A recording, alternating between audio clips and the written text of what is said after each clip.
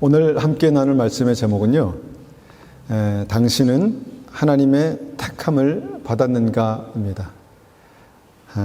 하나님의 택하심을 받으셨습니까? 하나님께서 우리 한 분 한 분의 이름을 부르시고 선택하셨다는 그 믿음이 우리에게 있으십니까?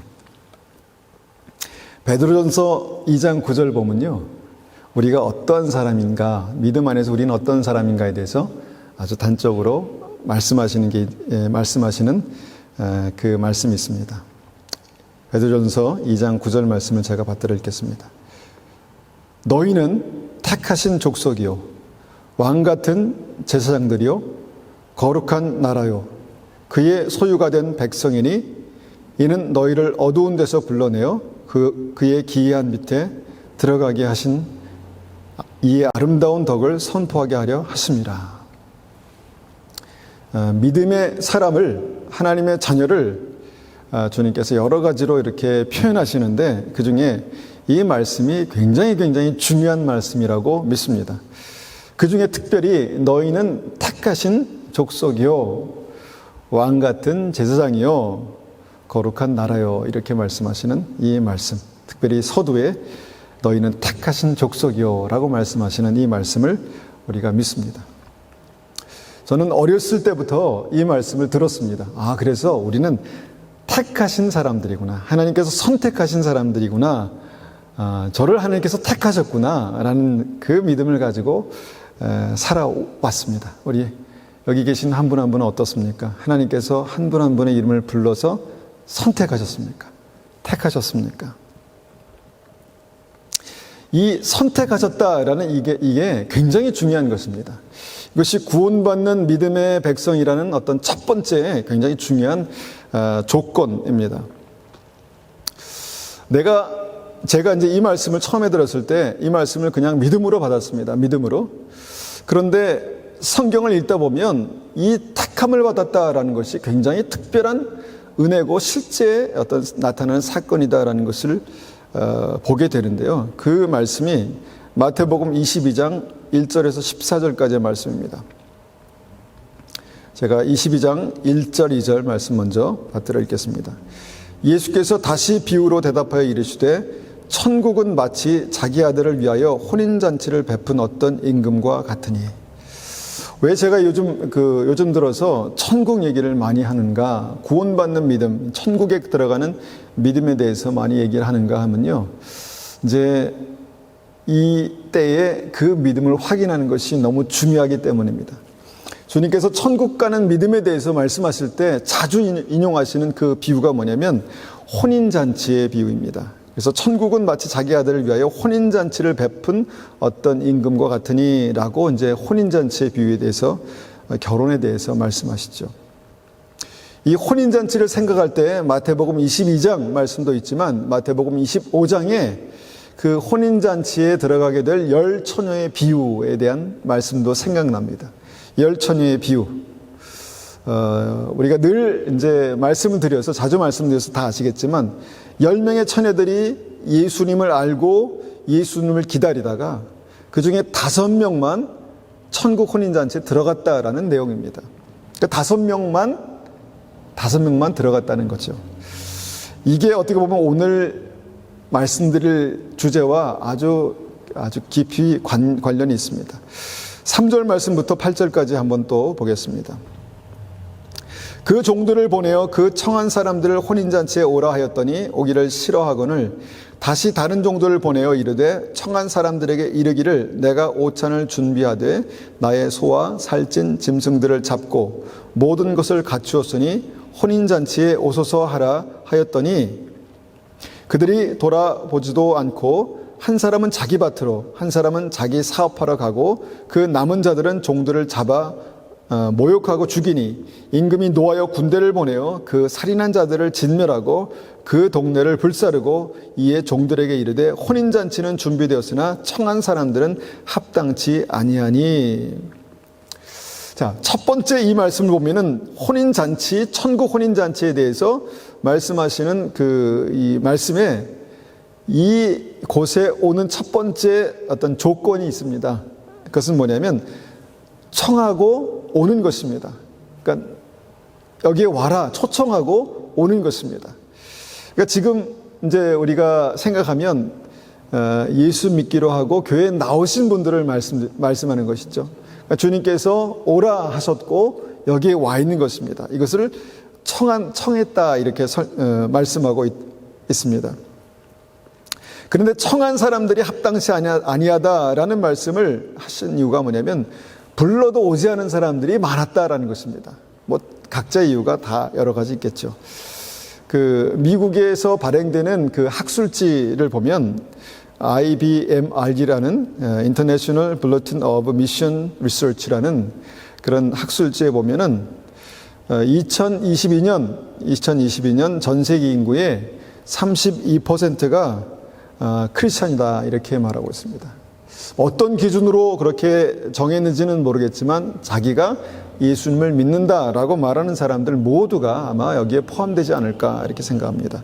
32%라고 하면은 약 세계 인구를 80억이라고 그렇게 봤을 때 약 25억 6천 명 정도가 이제 크리스찬이다라고 그렇게 생각할 수 있다는 것이죠.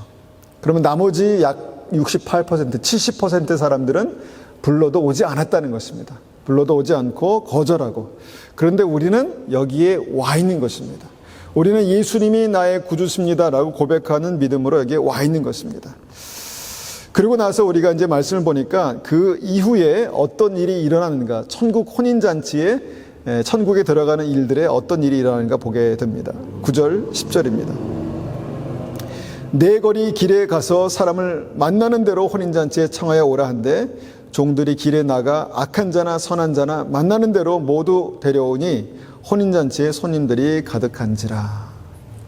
자, 여기서 보니까 청한 사람들의 어떤 그 기준에 대해서 말씀하는데 청한 사람들의 기준이 무엇입니까? 뭔가 선하고 온전하고 완전한 인격이고 이런 게 아니라 그냥 악한 자나 선한 자나 그냥 만나는 대로 다 오라 하라는 것입니다. 이것이 하나님의 은혜입니다. 첫 번째, 어떤 구분 없이 와라, 와서 봐라, 와서 하나님을 만나라.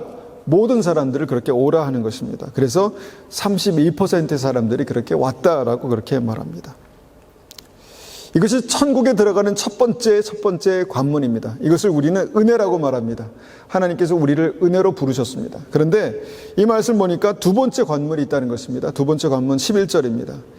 임금이 손님들을 보러 들어올새 거기에서 예복을 입지 않는 한 사람을 보고 이르되 친구여 어찌하여 예복을 입지 않고 여기에 들어왔느냐 하니 그가 아무 말도 못하거늘 임금이 사원들에게 말하되 그 손발을 묶어 바깥 어두운 데 내던지라. 거기서 슬피 울며 이를 갈게 되리라 하니라.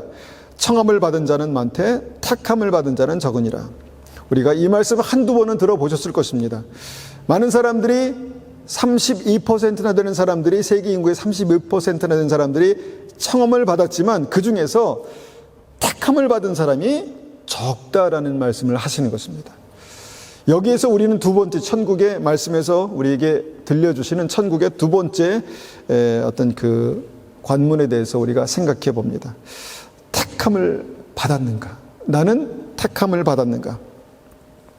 청함 받는 것은 쉽습니다. 아무나 오는 것입니다. 은혜로 주님 앞에 나오면 되는 것입니다. 그런데 두 번째 나는 하나님께서 나를 선택하셨는가?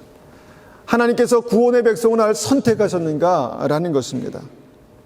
여러분 어떻습니까? 하나님께서 우리를 선택하셨습니까? 이것에 대한 확인, 이것에 대한 확증이 우리에게 중요하다는 것입니다. 이것이 마태복음 25장의 열처녀 비유입니다. 열처녀 비유. 10명의 사람들이 그 자리에 있었는데 그 중에 5명만 천국에 들어가고 5명은 주여 주여 문 좀 열어주십시오 했더니 주님께서 나는 너희를 도무지 알지 못한다라고 말씀하셨다는 것입니다. 그리고 이 말씀 천국 비유의 두 22장과 25장 말씀을 비교해 보니까 그 차이가 무엇입니까? 두 번째 주님께서 택하신 믿음의 차이가 무엇입니까? 바로 예복을 입은 자라는 것입니다. 예복을 입은 사람을 주님께서 택하셨다는 것입니다. 믿음으로 예복을 입은 사람을 택하셨다는 것입니다. 이것이 믿음에서 굉장히 중요한 것입니다. 아무나 올 수 있습니다. 그런데 예복을 입은 사람을 주님께서 택하셨다. 이것이 이제 믿음의 굉장히 중요한 핵심이죠. 그런데 문제는 뭡니까? 문제는 그 예복이 보이지 않는다는 것입니다. 그 예복이 보이지 않습니다. 내가 예복을 입었나? 잘 모르겠어. 저 사람이 예복을 입었나? 어떻습니까? 그것이 보입니까? 실제적으로 어떤 옷을 입었다면, 제가 이렇게 넥타이를 메고 와이셔츠를 입은 것처럼 그런 옷을 입었다면 눈에 확 띌 텐데, 예복이라는 그 말 자체가 굉장히 애매하고 내가 예복을 입었나 이것이 잘 이해가 되지 않을 수 있다는 것입니다. 그런데 굉장히 중요합니다. 왜냐하면 구원과 관련된 실제적인 문제이기 때문입니다. 여러분, 어릴 때 읽었던 그 안데르센 동화 중에서 벌거벗은 임금님이라는 이야기가 기억나십니까? 벌거벗은 임금님. 어느 나라에 굉장히 사치스럽고 화려한 것을 좋아하는 그런 무능한 황제가 임금이 있었답니다. 그래서 날마다 옷을 입기를 좋아해서 좋은 옷을 많이 그렇게 이제 주문해서 입고 그랬는데, 너무 좋은 옷을 많이 입다 보니까 그렇게 감흥이 없었습니다. 그래서 정말 그 나라에서 제일 유명하다는 재단사 2명을 불러가지고, 나를 위해서, 돈은 얼마든지 써도 좋으니까 나를 위해서 정말 화려하고 아름답고 최고의 옷을 만들어 달라고 그렇게 말합니다. 그러니까 재단사가 고민이 되죠. 돈은 얼마든지 줄 테니까 좋은 옷을 얼마나 많이 입어봤겠습니까? 좋은 옷을 얼마나 많이 받겠습니까? 그런데 거기다 더 좋은 것을 만들어 내려니까 아마 부담이 됐을 것입니다. 그래서 재단사가 꾀를 냈습니다. 드디어 그 옷감을 구했습니다. 드디어 그 옷감을 구했는데, 이 옷감은 굉장히 특별한 옷감이라서 정말 특별한 사람의 눈에만 보입니다. 이렇게 말합니다. 특별한 사람, 정말 지혜롭고 명철하고 정말 신이 택한 그런 사람들의 눈에만 보입니다. 이렇게 말했다는 것입니다. 그렇지만 이 옷감은, 이 재질은 구제불능이고 멍청하고 정말 바보 같은 사람들의 눈엔 절대로 보이지 않습니다. 이렇게 말했습니다. 그리고 그 재단사는 그 왕을 위해서 그 옷을 정성껏 만들어서 딱 입힙니다. 그런데 그 옷을 보는 왕이 깜짝 놀랍니다. 왜 그랬습니까? 옷이 보이지 않는 거예요. 근데 안 보인다고 말할 수 없으니까 와 감탄하면서 너무 멋있다고, 너무 화려하고 아름답다고 막 하면서 옷을 이렇게 주섬주섬 입습니다. 그러면서 신하들에게 보이면서 내 옷이 어떠냐 그러니까 신하들도 보이지 않지만 멍청하고 바보 같고 정말 그런 무능하다는 얘기를 듣기 싫으니까 와 멋있다고 그렇게 찬사를 보냅니다.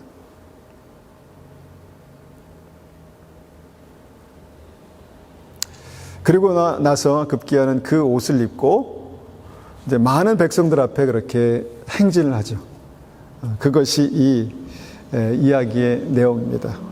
그리고 어떤 아이가 임금을 보면서 임금님이 옷을 안 입고 있다, 벌거벗었다라고 말하니까 그제서야 알았다라는 그런 이야기입니다.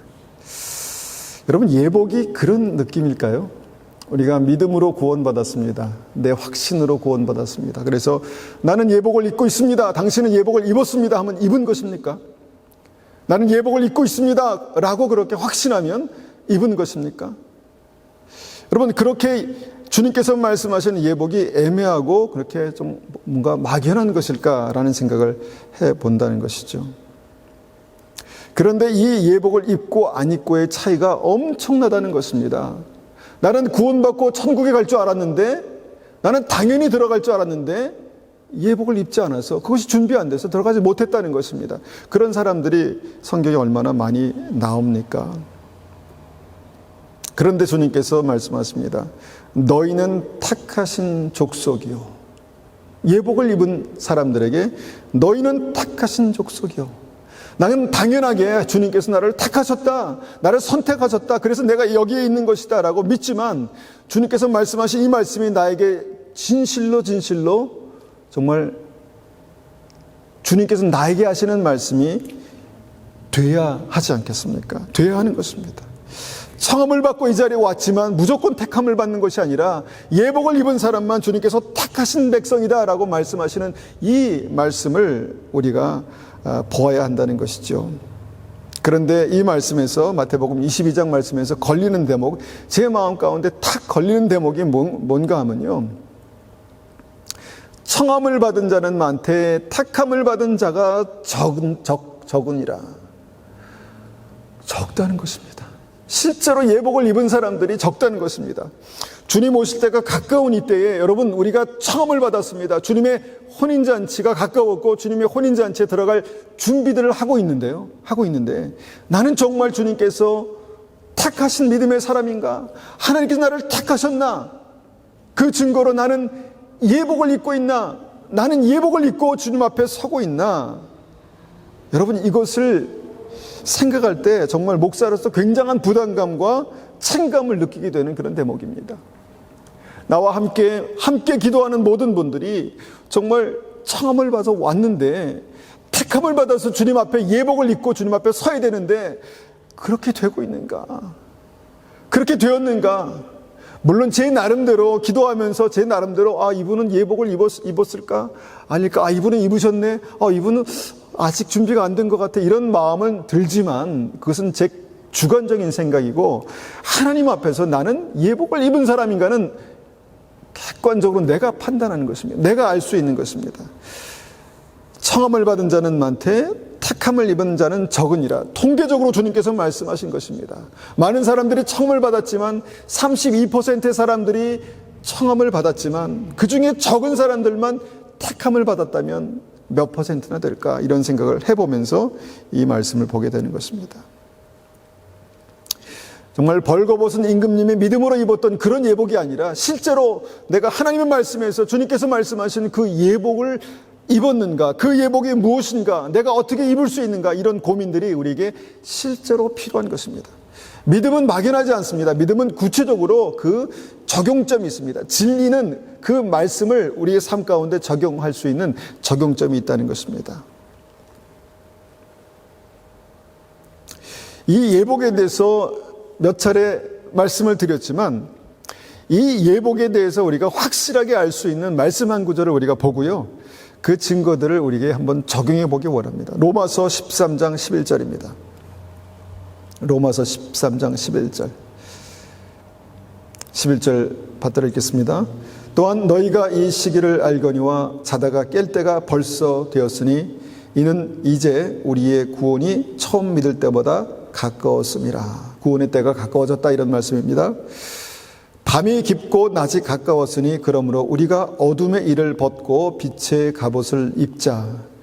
낮에와 같이 단정히 행하고 방탕하거나 술 취하지 말며 음란하거나 호색하지 말며 다투거나 시기하지 말고 오직 주 예수 그리스도로 옷 입고 정욕을 위하여 육신의 일을 도모하지 말라.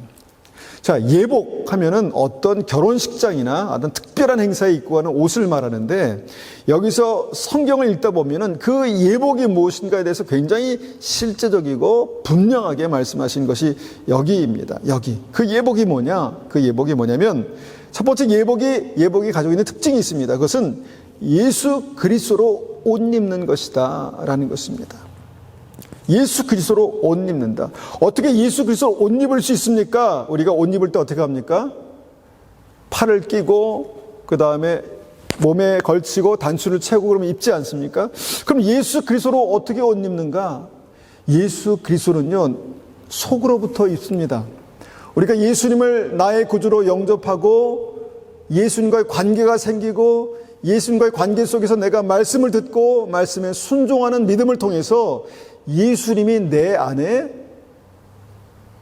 안에서 밖으로 입혀지는 것입니다. 말이 좀 이상하지만 내 안에서 주님께서 내 밖으로 옷을 입히시는 것입니다. 무슨 말씀인가 하면 옷의 특징을 한번 생각해 보십시오. 옷의 특징은요, 입은 사람이 어떤 옷을 입고 있는지 분명하게 볼 수 있는 것이 옷의 특징입니다. 그냥 맨살이 아니라 내가 입은 옷이 빨간색인지 까만색인지 하늘색인지 분명한 색깔과 디자인과 스타일을 볼 수 있는 것이 옷이다라는 것입니다. 그러면 예수 그리스도로 옷 입는다라는 것이 어떤 것일까요? 내가 입은 옷이 다른 사람들에게 보여주는 그 옷의 색깔이, 옷의 디자인과 그 스타일이 예수 그리스도다라는 것을 알게 된다는 것입니다. 알게 된다는 것입니다. 어떤 사람은요, 세상의 것으로 가득 치장하고 세상을 입고 다니는 사람들이 있습니다. 뭐 화려하게 입었다는 얘기가 아니라 그 모든 생각과 모든 태도와 모든 사고방식과 이것이 세상으로 둘러싸여져 있습니다. 그걸 보면서 저 사람은 굉장히 세상적이다 이렇게 말할 수 있겠죠. 근데 반면에 예수 그리스도로 옷 입은 사람을 보면 어떤 것이 보이겠습니까? 예수님의 인격이 보이고요. 예수님의 사고방식이 보이고요. 예수님의 태도가 보이고요. 예수님의 색깔이 보입니다. 심지어는 예수님의 냄새도 향기도 맡을 수 있습니다. 여러분, 이게 예수 그리스도로 옷 입는 것입니다. 그래서 예수 그리스도로 옷 입는다라는 것이 굉장히 애매한 것 같지만 분명합니다. 분명합니다. 아무리 그런 척 하려고 해도 여러분 그런 척이 안 되는 것이 이 예수 그리스도로 옷 입는 것입니다. 잠시는 그런 척 할 수 있지만 살다 보면 자연스럽게 이 사람이 입은 옷이 예수 그리스도로 옷 입은 옷인가 아니면 세상의 그 허영과 사치와 그런 것으로 입은 옷인가 분명하게 보이는 그런 옷이다라는 것입니다. 구원받는 하나님의 백성들을 보면서 그리스도의 형상이다라는 그런 말을 씁니다. 그러니까 보면은 예수님의 모습이 보인다는 것입니다. 그러니까 이게 옷 입는다는 것이죠. 예수님이 나의 구주가 될 때, 그 믿음이 진짜일 때 하나님 오늘도 내가 믿음으로 살길 원합니다. 나의 생각은 내가 살고 싶은 것은 이것이지만 내가 오늘도 주님 앞에 말씀을 붙들고 이 믿음을 가지고 살길 원합니다. 내가 감사하며 자족하며 오늘 주신 하나님의 은혜를 누리며 내가 그렇게 살길 원합니다. 하루하루 살아갈 때 내 안에 예수 그리스도께서 내 안에만 계신 게 아니라 우리 삶을 통해서 보여지는 것, 이것이 바로 예수 그리스도로 옷 입는다라는 것입니다. 그런데 이 말씀을 우리가 생각할 때 한 가지 은혜가 있어요. 뭐냐면 우리는 예수님 믿으면 완전히 체질적으로 싹 바뀌어가지고 내 생각과 완전히 모든 것이 다 예수님처럼 된다 이렇게 볼 수 있는데, 이렇게 생각할 수 있는데, 여러분 옷이 뭡니까? 옷이 뭡니까? 내 본질을 감추는 거예요. 내 본질을 싸는 것입니다. 내 배도 좀 적당히 감춰주고요. 내 피부색도 적당히 감춰주고요. 예? 그래서 아름답게 만들어주는 것이 옷 아니겠습니까? 여러분, 내가 주님 앞에 믿음으로 이렇게 나아가고 믿음으로 설 때마다 참 절망스러울 때가 있습니다. 나는 왜 이럴까? 나는 왜 이렇게 안 될까? 나는 왜 이렇게 부족할까? 이렇게 오래 믿었는데 나는 왜 이렇게 못났을까? 그런데 뭡니까? 다음 순간에 주님, 저를 긍휼히 여겨 주십시오. 주님의 은혜가 필요합니다. 그래서 이 시간에 주님 앞에 나아가 예배드리고 기도합니다. 주님, 저를 붙들어 주시지 아니하면 제가 한순간도 살 수 없습니다 라고 하는 그런 삶이 믿음이다라는 것입니다. 그 사람이 성숙해서 성화돼서 딱 서면은 완전히 속부터 밖에까지 다 예수 그리스도가 되는 것이 아니라 옷 입는 것입니다. 옷 입는 것입니다. 나의 부족하고 추하고 냄새나고 그런 것들이 씻겨지고 가려져서 예수 그리스도의 모습으로 그렇게 나타날 수 있는 것이 우리의 믿음이다라는 것입니다. 여러분, 이것이 여러분 그냥 어떤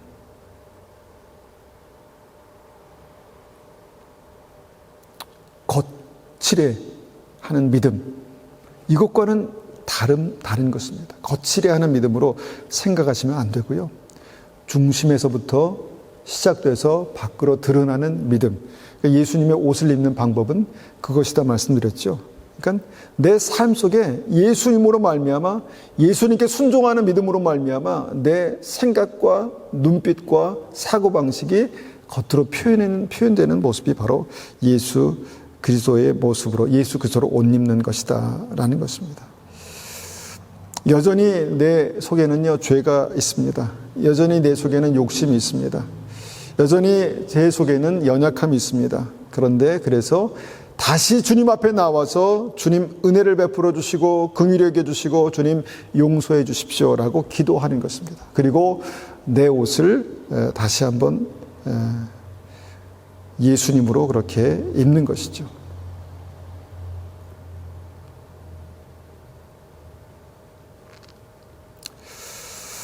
이것을 생각할 때 많은 것을 한번 묵상해 볼 수 있습니다. 많은 것을 묵상해 볼 수 있습니다. 그냥 옷이라는 것이 피부처럼 그렇게 탁 되면 그냥 뗄 수 없는 것이 아니라 입었지 않습니까? 입었지 않습니까? 근데 그 가롯 유다처럼 입었는가 했더니 한순간 벗어 던지고 그렇게 주님을 대적할 수도 있는 또 그런 신학적인 얘기를 하는 것이 아니라 믿음에서 우리가 예수 그리스도로 옷 입는다는 것이 무엇인가에 대해서 충분히 생각해 볼 수 있습니다. 두 번째, 우리가 예복을 생각하면서 주님께서 말씀하신 것이 무엇이냐면 빛의 갑옷이다라는 것입니다. 우리가 예수 그리스도로 입은 옷이 빛의 갑옷이라는 것입니다. 예복을 입은 자들을 주님께서 특별히 보호하시고 지키시고 권능으로 인도하시는 그런 특별한 은혜가 있다는 것입니다. 여러분, 이런 것을 경험해 보셨습니까? 예수 그리스도 옷 입었을 뿐인데 주님께서 모든 다툼 속에서 이기게 하시는, 말싸움으로 이긴다는 것이 아니라 그런 여러 치열한 어떤 싸움에서 그냥 이기게 하시는, 승리하게 하시는, 나를 보호하시는 그런 은혜가 이 빛의 갑옷, 예수 그리스도 옷 입는 것이다라는 것입니다.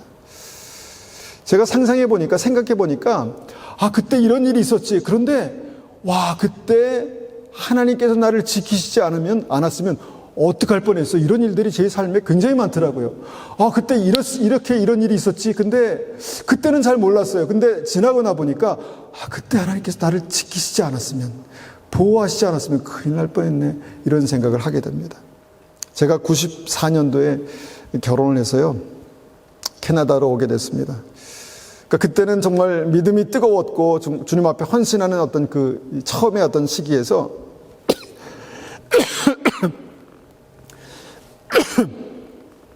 주님께 순종해서 믿음의 훈련을 받기로 하고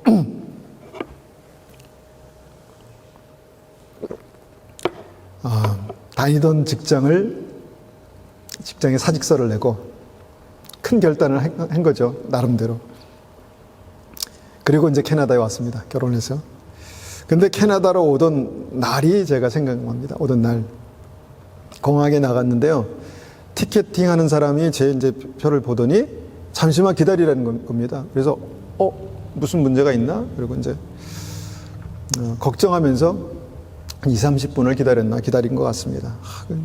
속으로는 뭐가 문제가 있나? 이게 출국 무슨 결격 사유가 있나? 막 걱정하면서 한 20-30분 있다가 걱정이 돼서 오라고도 안 했는데 제가 갔습니다. 가서 혹시 무슨 일이 있습니까? 그랬더니 한참을 이제 보면서 공항 직원이 제가 선생님 자리를 이코노미석에서 비즈니스석으로 업그레이드 해드렸습니다. 두 분 자리를 그렇게 말하는 것이었습니다. 제가 한 번도 이코노미 이상의 이 비행기를 타본 적이 없는데 그때 처음 이제 타봤죠. 비즈니스석으로 업그레이드 해가지고 이렇게 캐나다 왔습니다. 그때 처음 비행기에 이렇게 넓은 좌석이 있구나를 제가 알았죠. 그때는 그냥 참 감사하다 이렇게만 생각했는데 제가 지나고 나 보니까 하나님께서 나의 삶의 이 순종의 길을 기뻐하시는구나라는 그런 확증을 제가 갖게 됐습니다. 그러니까 길을 하나님께서 열어주시는 거죠. 그리고 그 증거들을 보여주시는 거죠. 그러면서 여러 가지 일들이 이제 그 이후에 생기기 시작했는데, 제가 이제 캐나다 와서 한 8개월쯤 지난 후에 가지고 온 재정이 다 바닥났습니다. 그런데 그 시점에 제가 교회에 사역자로 청빙을 받았습니다. 저는 당시에 그 선교단체에서 사역하기는 했지만 신학을 하지 않은 상태였고 경험도 많이 부족했고, 그런데 저를 사역자로 청빙해서 너무너무 감사하고 감사한 마음으로 그렇게 이제 사역을 시작했죠. 그래서 처음에 에드먼튼 갔다가 이제 밴쿠버로 그렇게 오게 됐죠. 그리고 나서 한 3개월쯤 있다가 공부를 할 수 없을까 이렇게 알아보다가 신학대학원에 이제 그 입학 원서를 냈습니다. 그리고 이제 시험을 보고 합격이 된 거예요. 3개월 만에. 그래서 신학대학원에 합격했습니다. 야, 이것도 정말 하나님의 은혜다라는 생각을 했습니다. 제가 특별히 막 철저하게 뭘 준비하고 그러지 않았거든요. 근데 합격해서 이제 공부를 이제 하기 시작했죠. 정말 아무 어떤 구체적인 준비를 하지 못했지만, 그냥 시작했습니다. 믿음으로. 정말 영어로 공부하는 것이 어려웠지만 4년 반 만에 이제 MDB를 졸업했죠. 그 기간 동안 얼마나 많은 일이 있었겠습니까? 뭐 학비도 없이, 아까 말씀드렸죠. 8개월 만에 모든 재정이 이제 바닥난 상태였고, 학비도 없고, 생활비도 필요하고, 막 여러 가지 일들이 많은 그런 와중에 4년 반 만에 MDB를 마쳤죠. 그리고 나서 지금까지 28년 동안 이제 목회를 하게 됐습니다. 이 기간 동안 정말 제 머릿속에 스쳐가는, 정말 하나님께서 함께 하시지 않았으면 할 수 없는 얼마나 많은 일들이 있었겠습니까? 하나님께서 지키시고 보호하시고 열어주시고 사인을 주시고, 지키시고 보호하시고 열어주시고 사인을 주시고, 두 딸을 출산하고 여기서 자라는 모든 과정 가운데 하나님께서 부족했지만 부족함 없이 채워주시고, 모든 여정 가운데 하나님께서 함께 하시는 믿음의 증거들을 보여주시는 어떤 그런 것들을 돌이켜보는데, 지금 생각해 보니까 이것이 예수 그리스도로 옷 입은 믿음의 증거가 아닌가, 이런 생각을 하게 됩니다. 왜 그때 그런 일이 있었을까? 왜 그때 그 타이밍에서 이런 일들이 생겨가지고 하나님께서 나의 삶을 한 걸음 더 주님께로 그렇게 인도하셨을까? 생각해 보니까 제가 그리스도로 옷 입고 있었다, 빛의 갑옷을 입고 있었다라는 생각을 하게 됐습니다. 여러분, 예수 그리스도로 옷 입는다는 것은 단순히 옷만 입는다는 것이 아닙니다. 옷이 무엇을 상징합니까? 예복이 무엇을 상징합니까? 그 사람이 어떤 사람인가에 대한 어떤 아이덴티티입니다. 옷은 경찰이 경관복을 입고 있으면 경찰의 권위가 있는 거고요. 법관의 옷을 입으면 법관의 권위가 있는 거죠. 마찬가지로 예수 그리스도로 옷 입은 사람에게, 빛의 갑옷으로 옷 입은 사람에게 주님께서 인도하시고 보호하시고 형통케 하시고 열어주시는 특별한 은혜가 있다는 것입니다. 여러분, 믿음은 그런 것입니다. 믿음은 머릿속에만 있는 것이 아니라 우리의 삶을 통해서 그렇게 나타나고 보여지고, 우리의 눈에뿐만 아니라 다른 사람의 눈에도 하나님께서 함께 하시는 것이, 주님께서 붙드시는 것이 보여지는 것이 믿음이다라는 것입니다. 그러고 나서 생각합니다. 여기 계신 한 분 한 분의 삶에도 그런 일들이 있어야 합니다. 그런 일들이 회복되어야 합니다. 하나님께서 내가 특별해서 엄청나서가 아니라 단지 내가 예수 그리스도로 옷 입었다는 그 사실 하나만으로, 예수님을 나의 구주로 영접했다는 사실만으로 주님께서 나를 자녀라고 말씀하시고 자녀 삼으시고, 그래서 그 자녀 삼으신 사람들에게 주님께서 입히신 예복 하나하나가 우리의 삶을 지키고 보호하고 인도하는 역사가 우리의 삶에 분명히 있다는 것입니다. 나타난다는 것입니다. 그런데 우리의 삶에 왜 그런 일들이 나타나지 않을까, 혹시나 이런 고민을 하시는 분들에게 말씀드립니다. 나는 문제가 여기에 있다고 생각했습니다. 내가 이 문제가 해결되지 않고 이 문제가 걸려있는 것이 여기에 있다라고 생각해서 여기에만 집착했는데, 여러분 생각해 보십시오. 여기에 있는 것이 아니라 여기에 있는 것입니다. 내가 예수 그리스도로 옷 입으면, 주님께서 나의 삶 가운데 함께 계시면, 내가 가는 길에 주님께서 함께 가십니다. 내가 가는 길에 문제와 어려움과 고난이 있을지라도 그것을 이기고 통과하고 뚫고 나가는 그 은혜를 우리에게 허락하신다는 것입니다. 무엇 때문에 그렇습니까? 예수 그리스도로 옷 입은 믿음 때문에 그렇다는 것입니다. 그래서 예수님으로 옷 입은 사람, 빛의 갑옷을 입은 사람은요, 그렇게 삶 가운데 분명하게 자기가 느끼고 다른 사람이 볼 수 있는 그런 분명한 믿음의 옷이 있다라는 것입니다. 그리고 그것이 빛의 갑옷이다. 이기게 하시고 이 험한 세상에서 나를 보호하고 지키고 승리하게 하시는 그 옷이다라고 그렇게 말씀하고 있다는 것입니다. 우리가 그 옷을 입고 있습니까? 그러면 나는 주님께서 택하신 하나님의 백성입니다. 내 삶 가운데 그런 증거가 무엇입니까? 하나님, 저에게도 그런 믿음 주십시오.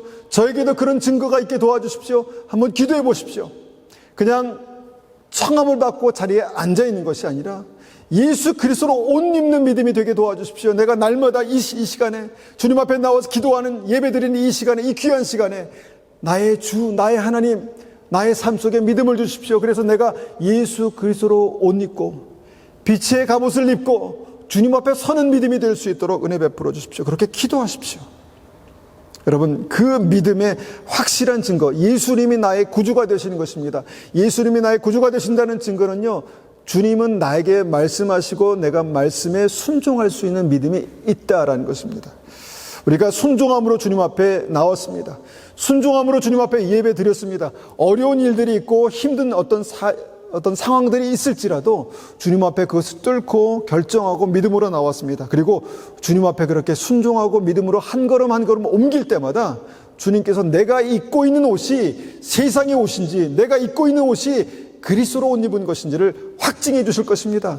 우리의 삶 가운데 그 옷이 믿음으로 확증되는 은혜가 우리의 삶 가운데 있기를 원합니다. 나는 믿음이 적은데, 나는 오래 믿지 않았는데, 나는 아직 어린데, 아닙니다. 옷 입는데 나이 많은 사람, 오래 입은 사람이 더 잘 입고 그게 있습니까? 아닙니다. 옷 입는 것입니다. 옷은 입는 것입니다. 여러분, 그 옷이 우리의 삶 가운데 그렇게 확실하게 발견되시기를 축원합니다. 그래서 하나님께서 나를 택하셨구나 라는 것을 우리 삶 가운데 그렇게 확증하시는 그런 믿음이 되시기를 원합니다. 이 시간 이 말씀을 가지고 기도하겠습니다. 말씀은 단순합니다. 나는 예수 그리스도로 옷 입었는가?